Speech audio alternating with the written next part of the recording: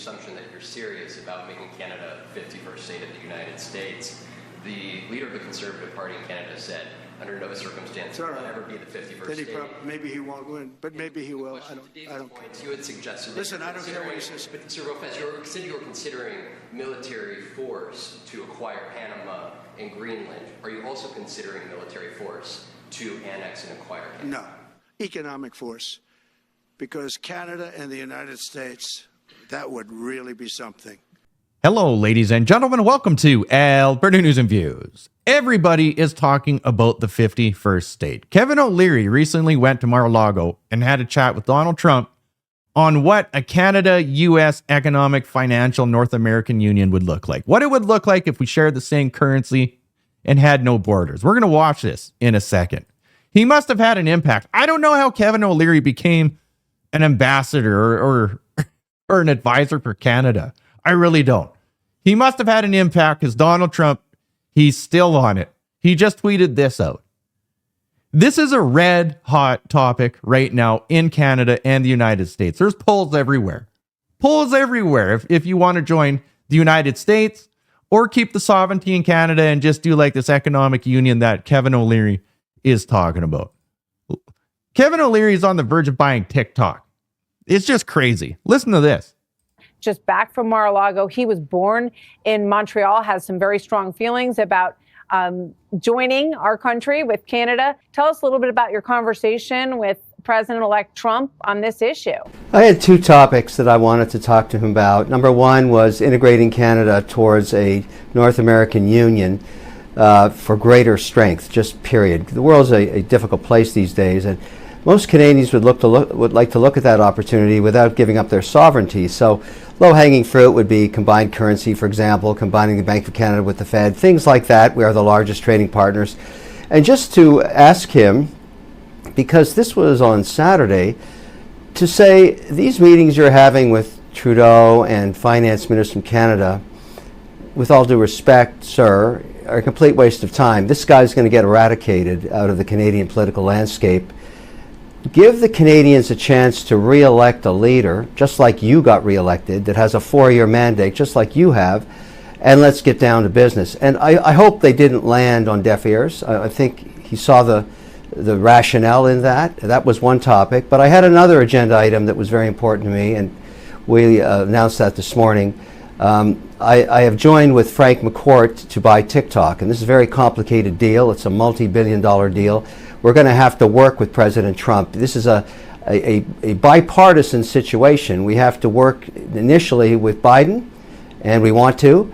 And then on midday, 12:05, Trump will be who we have to work with to close the deal in the months ahead. So I wanted to let him know, as well as others in his cabinet, that we're doing this, and we're going to need their help. This North American Union makes a lot of sense right now with what's going on in the United States and with Canada. Donald Trump also wants to take the Panama Canal back, and he wants Greenland. Now, that's kind of strange, and there's a little conspiracy theory with the Greenland thing I'll show you here at the end. Ezra Levant raises some very good points. Like, why is it growing in popularity so much in Canada? Now, regardless of what you think of Ezra Levant, he raises some really, really good points right here.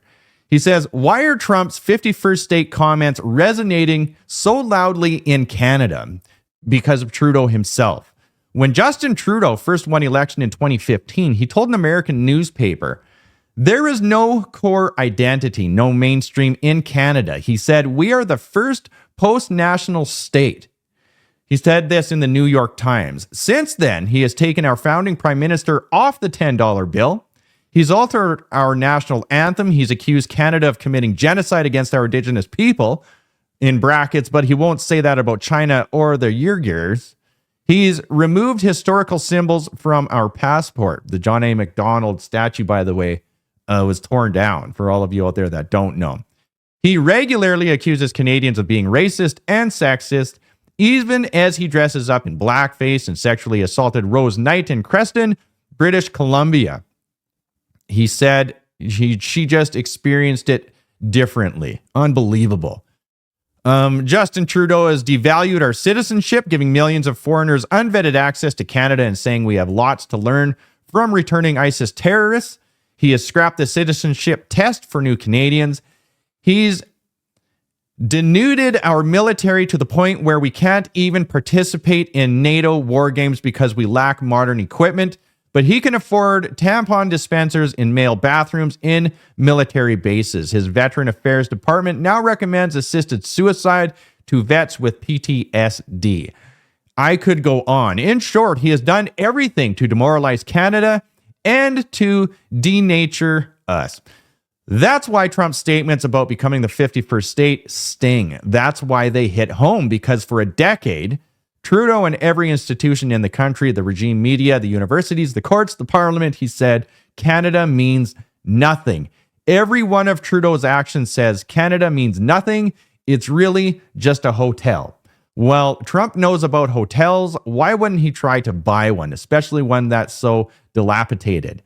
Especially Canada. Canada is worth well over $1 trillion. We have no military, and it is in ruins right now, especially politically. Donald Trump could easily acquire Canada right now. Completely demoralized. There's just so much going on. It truly is astounding. Canadians are really going to have to decide what kind of country they want moving forward, because the United States and Canada have serious financial troubles, while at the same time, BRICS is growing. Other countries are growing financially, economically, and they're getting more powerful. This makes sense. It really does. The problem is who can you trust? Who can you trust? Who are the good guys and who are the bad guys? There is so much information out there right now. It's hard to decipher who is being honest and who is not, because they are so good at lying. Look at what we went through the last 9 years in Canada with this Liberal NDP party, and they are still gaslighting and lying. Look what we had to deal with through the COVID era. It's nuts. It's like I always say, all roads lead to Western independence, so we can elect proper, trusting government that represents the people, by the people, for the people. The systemic corruption in Canada, it can't be fixed. The federal government needs to be dissolved. We need complete reform. Independence, provincial independence, state independence.